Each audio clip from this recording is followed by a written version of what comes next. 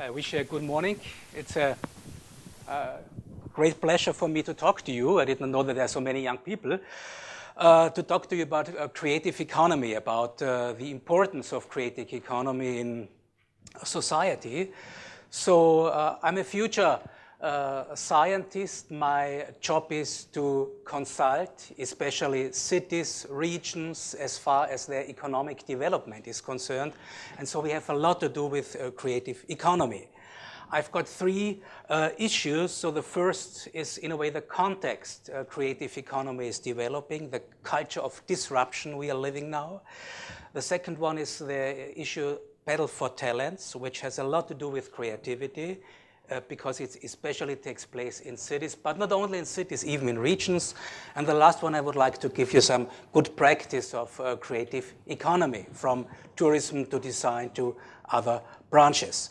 So now, what we are living now is an increasing volatility in markets, in society. There is an uncertainty, and nobody knows what's going on, what's going to happen. We're living in a liquid modernity, like the social scientist Zygmunt Bauman once said, with fluid identities. Everything is changing, yeah? A very fluid biography. The society is in transition, yeah? We have very short life cycles of consumption, life cycles of innovation. And all this is driven by, in the background, by creativity. So in this culture of permanent disruption, it's not a change. We do not face changes, we face disruption. Yeah? It's a very highly complex and unstable system we are living in, yeah? Where the disruption is a kind of normality. Yeah? So the edge of chaos is the source of order, if you want. Yeah? In this context, companies and organizations must develop new approaches, let's say, new techniques to face the problems, yeah? In order to create efficient strategies, in order to create new business models and new products. There are two, let's say,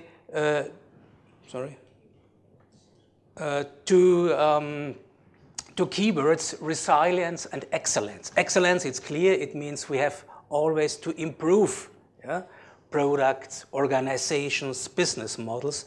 And resilience means how can we find techniques to make an organization, to make a company, an enterprise strong to fight against crisis.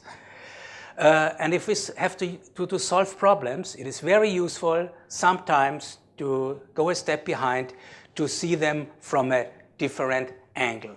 So creativity is, in a way, a key competence of modern society, facing the big drivers changing our society and economy. Socio-demographic change, you know best, aging society and so on. Urbanization, more of half of the population worldwide is living in urban agglomerations. Interconnectivity, digital lifestyle, yeah? The fact of sustainability and of knowledge society. Yeah? In my opinion, especially the fact of living in a knowledge society is important, where we have to transform information to knowledge and knowledge to new products. And for this you need creativity. So it's a vehicle, yeah, to change, a vehicle of transfer. If a society, if a location wants to be successful, it has to augment its gross mental product. It's much more important than the GDP, in my opinion. Yeah? Which means we have to move from excellence to innovation. We have to put a lot of investments and time in lifelong learning. We don't retire until the age of 70, 75 in the future, so it means a permanent upgrading, yeah? Because the knowledge is changing. Yeah? It means creativity as an important skill and social skills too. So the creative sector is a growing sector in all of the countries we are observing. Some facts and figures. In Europe, it has over 3% of the GDP in Europe. 3% of all the employees are working in the creative industry, yeah, which includes a variety of branches, yeah, design, gaming, yeah, for example, if you think of the internet gaming, media, yeah, everybody who deals in a way with information. In many developed countries, for example in Austria, I'm coming from, the creative industries, they have a percentage of about 10% of all the enterprises. Yeah? And a global fact and figure, 7% of global GDP is held by the creative sector. Creative economy is important in a network society, because in a network society all the borders are softening, the borders between producer and consumer, between stakeholder and public. Yeah? We have NGOs, customers, stakeholders. Everybody is linked together, so the crowd competence, yeah, to form new business model is very important. Therefore, you need creativity. It's a cross-cultural sector.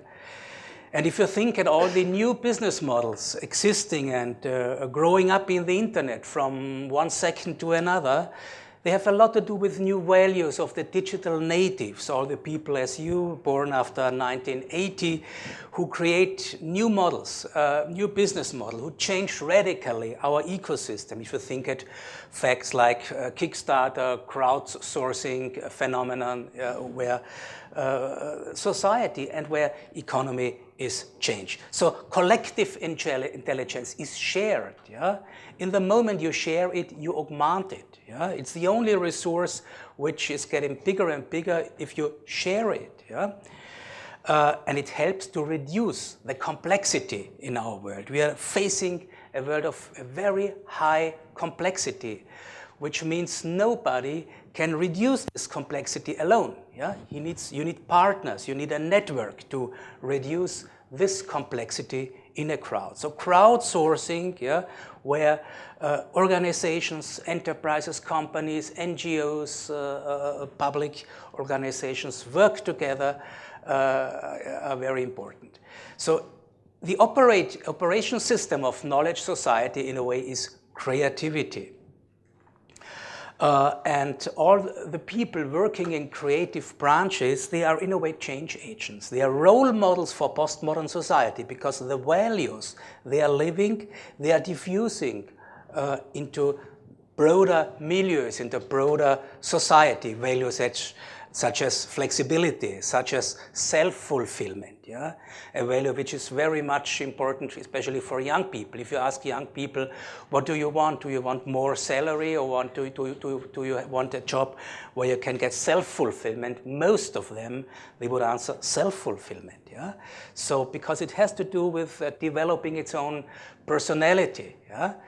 And these values, they are diffusing from the creative sector into the rest of society. That's why creativity is a very important location factor. We have a competition of cities worldwide, like New York, Barcelona, Berlin, for example, Copenhagen, Vienna, a competition about which city is the most creative city. Yeah? Many cities, they elaborate an own master plan, a roadmap for creativity, because more or less 10% of the enterprises, especially young startups, are belonging to this sector, are belonging to creative industry. It's a cross-sectoral phenomenon, so innovation is always generated in a cross-sectoral networks.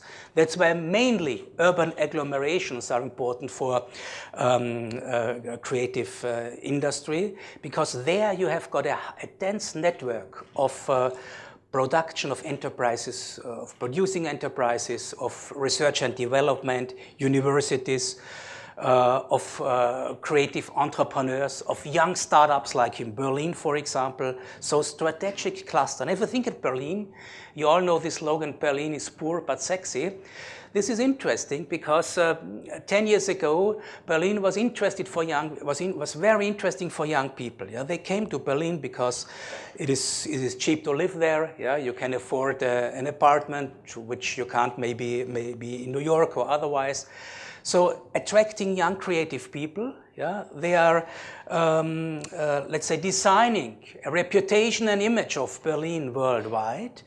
And what's happening, Berlin now is a very important startup, is one of the most important IT startups in Europe, because the image once created by creative people attracts other young people, yeah? People working in different creative sectors.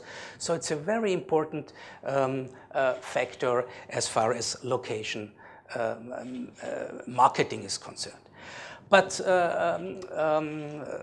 let's say a creative economy is not only important in urban agglomerations, but also in, let's say, outside in the countryside, in regions, yeah, which have a clear profile. For example, a profile as far as manufacturing is concerned, or a very high quality of production of food, for example, yeah, and as well in tourism destination.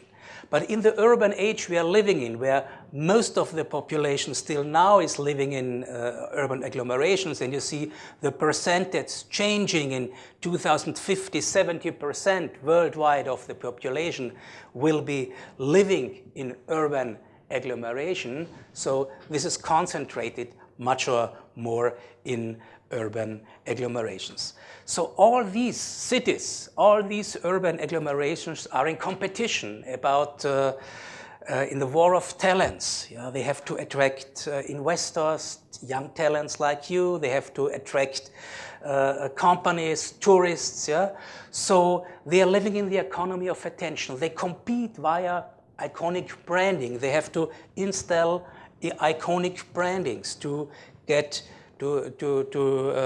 let's say, to produce an image in the world. And many creative cities, like here, for example, Barcelona on the beach, they are operating with iconic symbols to communicate their creative, let's say, identity. Yeah? Or Copenhagen, yeah, where more of half of the population is riding a bike. Yeah? It's going by bike from home to commuting from home to the office. Yeah? It's the highest density in Europe. All these creative cities, they are competing via branding, via an image, via creative image.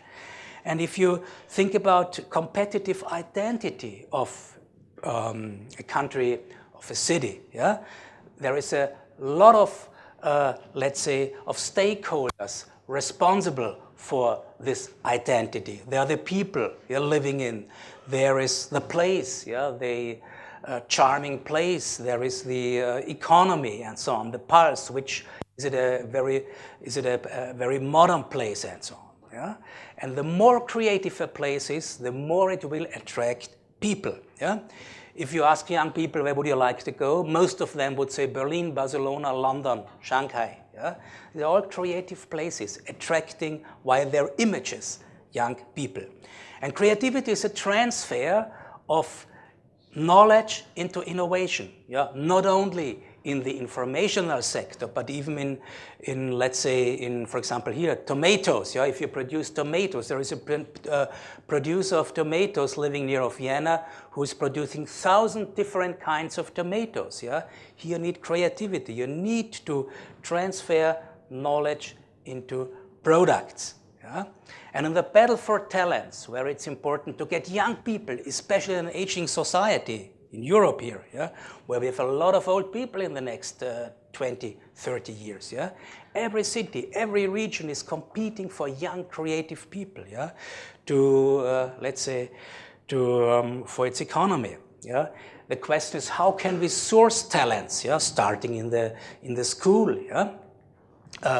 Facing important issues like diversity. The more diverse a society is, a place, an organization, yeah, a company, the more creative it is, because you can face a problem via different perspectives. Yeah? We see a lot of, let's say, embedded creativity. For example, this is just for schools where young people, yeah, if you're a region I'm consulting, they have produced, especially for schools, such portable, let's say, portable information cards. This is, for example, if you go to a school and you want to inform the young people, to let them interactively see what is a cook for, how does it work if you want to learn the profession as a cook, yeah, and everything you need for cooking is placed in this table, yeah, and if you are a carpenter, they have such mobile systems for carpenters and for other professions. So creativity, yeah, is an important tool to teach people how to face problems in a new way. And creative economy boosts economic development in regions, yeah, not only in cities, yeah, especially in peripheral regions where it is important how to produce special organic food to different food for special markets, yeah, to find regional identity. Yeah. Here, for example, an area in the mountains focused on mobility, yeah, alpine pearls, where they only use alternative energy. Yeah. So everything they are producing is being produced in the context of renewable energy. Yeah. And this is giving a regional identity to the people. Creative industry as a cross-sectoral branch is not only strengthen the local, the regional economy, but it also is strengthen the regional identity, yeah, via products, via networks, via their, let's say, their management, yeah. And especially in tourism, we see that creativity is something very important to attract, let's say, to attract tourists, yeah, to tell stories. So storytelling in modern marketing is impossible without creativity. If you have what I call narrative landmarks, yeah, which in a way irritate tourists. Yeah, if you are walking through a landscape or through the mountains, suddenly you see a statue like this one. Yeah, this is in the first moment, it's irritating, yeah, but it gives you a lot of inspiration. And inspiration is one of the key trends in experience economy. Yeah, and creativity is also taking place if you surely if you want to create attractive places, even like a swimming pool here in some part in the Alps. So creative economy is strengthening regional identity, is boosting innovative products or services, and is in a way strengthen what I call better life, yeah, life quality. But this is a part I want to talk later on. If we face a new generation of tourists, yeah, the creative tourists, especially going to big cities like Berlin, Barcelona, New York, yeah, they have a new pattern, yeah, in mind, a new, let's say, new motives for traveling. Yeah, they don't want to travel like most of them. They are looking for products beyond mainstream. Yeah, so we have a new dialogue between tourists and locals. Yeah, and products, especially here in Berlin. Yeah, this is a little hut you can rent here in the east of Berlin for sleeping for tourists. Yeah. This is a restaurant. I took a photo 2 or 3 years ago in Kreuzberg. Mittagessen for Freunde and Nachbarn. Yeah, so only for friends and neighbors. Yeah, this cook is not cooking for everybody. Yeah, he's cooking for friends and for neighbors, for a small community. So if you are part of the community, yeah, this is good for you as tourists because you don't want to be like all the others. Yeah, you want to consume something beyond mainstream. new products like, for example, you all know Airbnb, couchsurfing, or Rindu, for example, live like a local, where you live in apartments with, let's say, inhabitants, where you get to know how do the locals live, yeah? What's the typical lifestyle of locals, and not at an anonymous hotel. Yeah? So you're looking communities. New kind of tourists are looking for new communities. Yeah? Guerrilla kitchen, guerrilla bakery. If you want to go to Barcelona or to Hamburg or everywhere, you can dine in a normal restaurant. But you can say, okay, I don't want it. I'm looking for a guerrilla kitchen. Yeah? You only find it in the internet, on some social media websites. And it's written 6 o'clock in the evening, street there and there. We are cooking for 7 people, yeah? That's what is guerrilla kitchen or guerrilla bakery. So modern tourists, they are looking more and more for attractive, let's say, status stories, yeah? It's good for their identity. They are experience seekers, yeah? That's what I found once in a little hotel in Barcelona. This is the cutest soap that you will steal from a hotel. Enjoy it, yeah? So experience seekers, they are looking for these little symbols, yeah? For these little, let's say, iconic stories. Yeah? Another example I could give you here, a status story for postmodern travelers here in Salzburg. A producer of, a local producer, manufacturer of umbrellas, yeah, is presenting his umbrellas in a new way. He has developed a dance for people using the umbrellas here.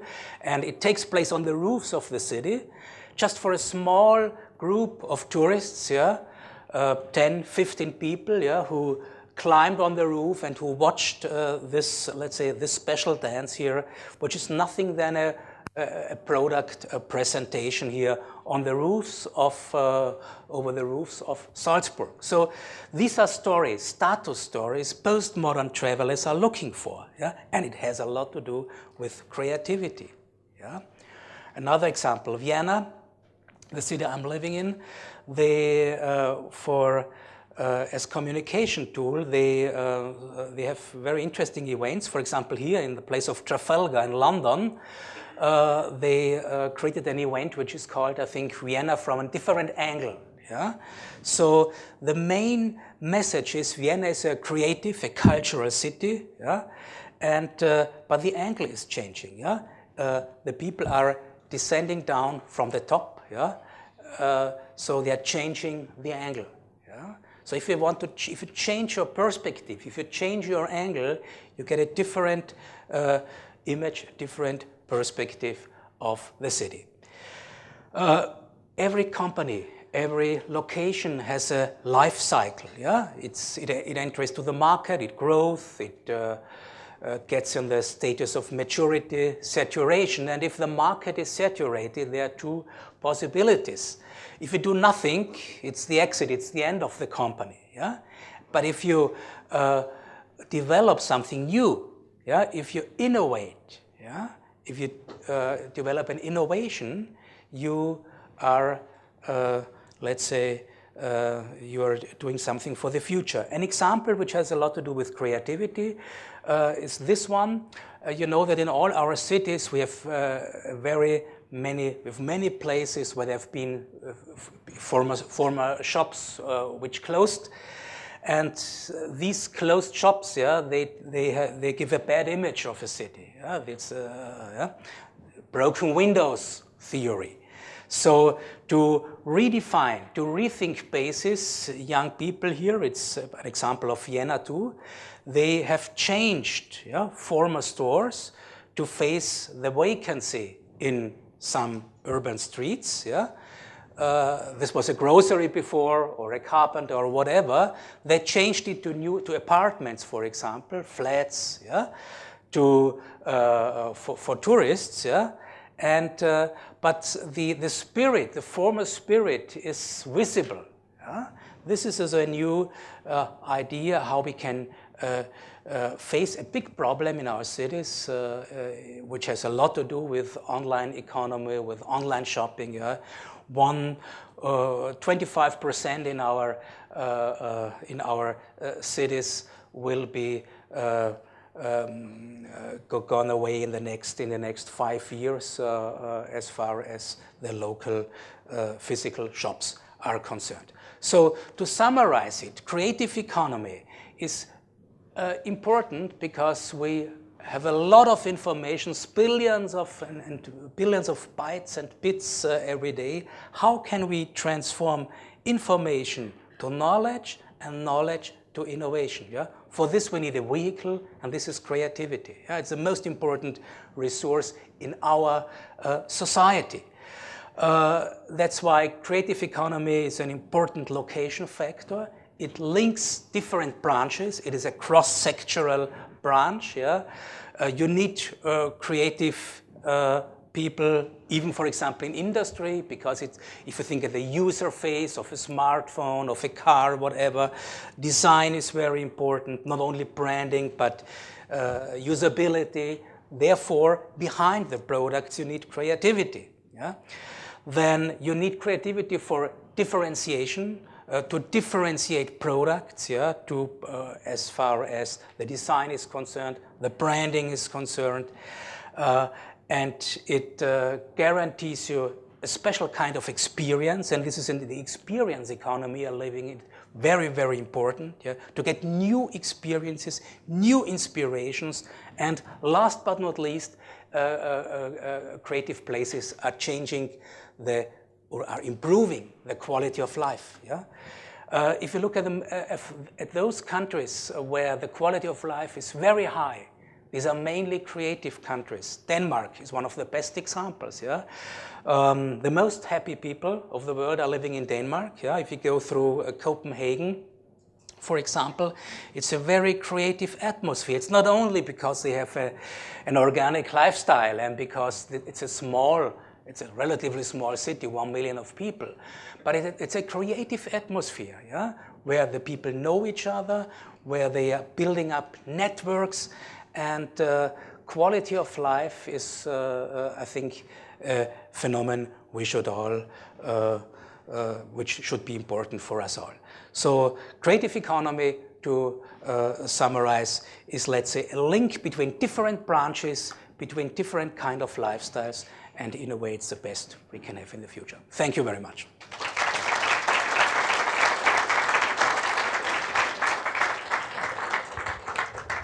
Okay, thank you very much, Mr. Reiter, for introducing the topic of creative economies. I think it's a good start for the conference.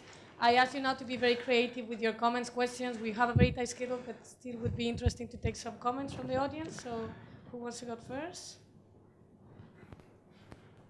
No? Yeah? No one question? Yeah. Ah, you want to use this one? Okay. And please, I will ask you to introduce yourself and say where you're from so we get to know each other. Yep. Hello, everyone, and good morning. My name is Mats Ritzberger. I'm a BA in History and Intercultural Business Communication from the University of Copenhagen. Okay. So, yes. And in Denmark, I thank you, first of all, for a very interesting introduction here to our conference. In Denmark, there has been an initiative of where you can, for 1/7 of a euro, register your own company, and then use the remaining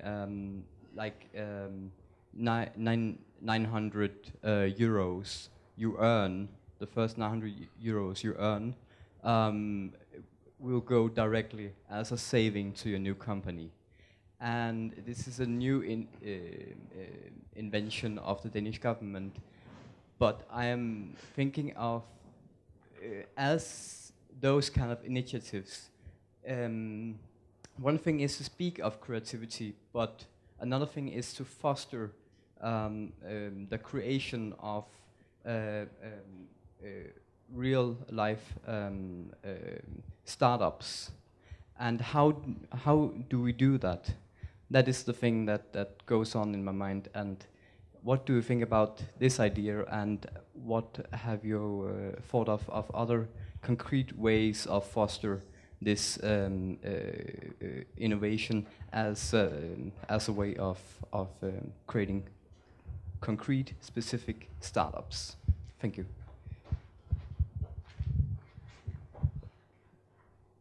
Okay, yeah, it's a good question. Yeah, I think for a creative economy, you need young people, you need startups. For me, Berlin is a good example here. Yeah? As I said before, 10, 15 years ago, Berlin was a poor city, and it's not one of the richest still today. But anyway, what you can see in Berlin, Berlin has been attracting more and more economic young people, not only people of the, let's say, of the creative part, yeah, artists and so on, but people living in the IT business, because the loans are relatively cheap here in Berlin. So they have been attracted by, let's say, a cheap life, yeah, affordable life. And I think this is the basis, yeah. And if you are attracting young people, yeah, you create a typical way of life, of a young lifestyle, attracting more and more other young people. And so the image is boosting, and I think this is the best way you can do.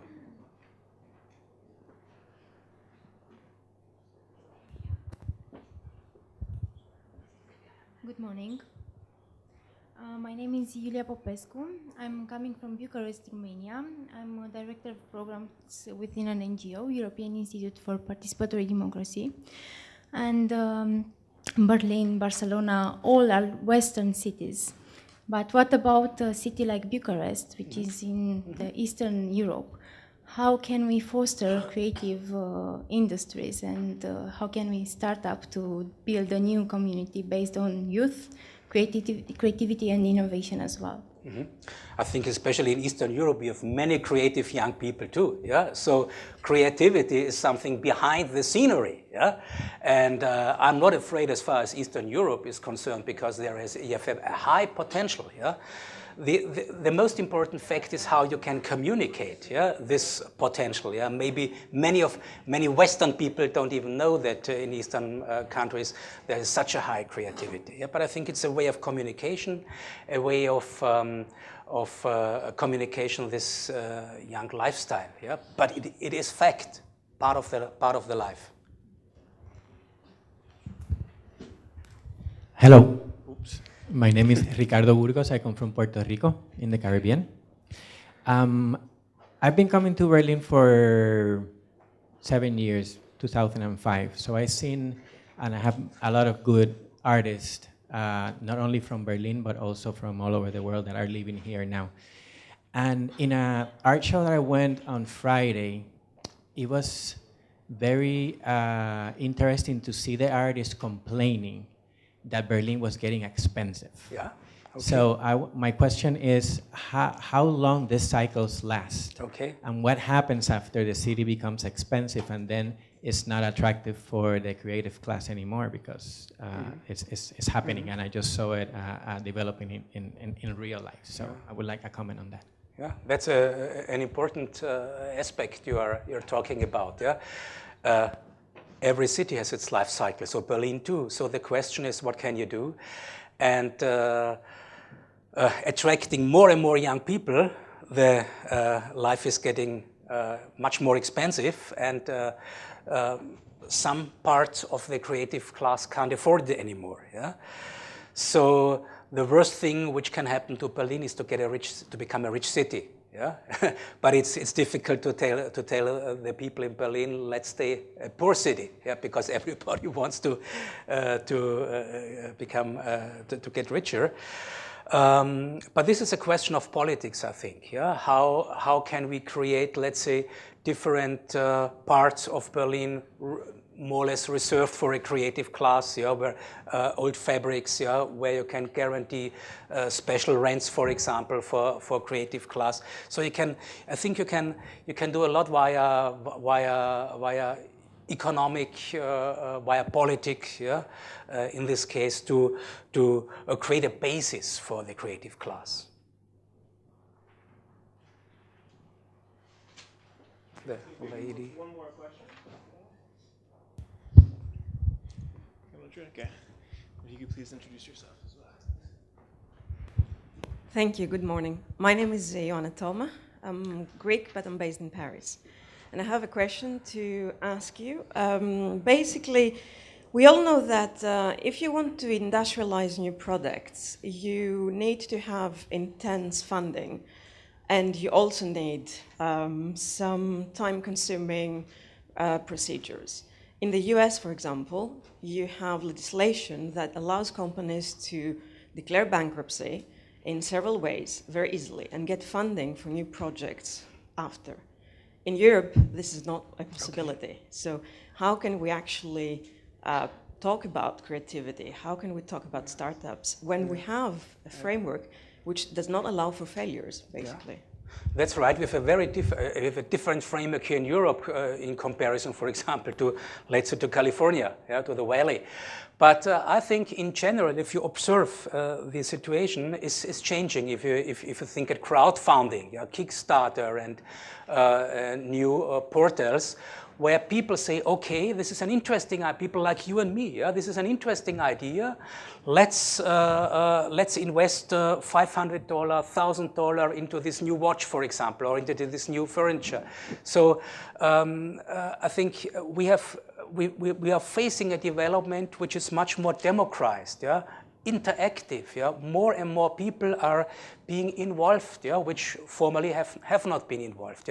You have to have an investor, an official investor, a strategic investor. Now investors can be people like you and me. So I think in a network society, not only creativity is important, but even the organization is going to be more and more creative, because more and more people are, the borders are softening, between investor and consumer, between consumer and producer. And this is something which I think is it's a very bright light for the future, in my opinion.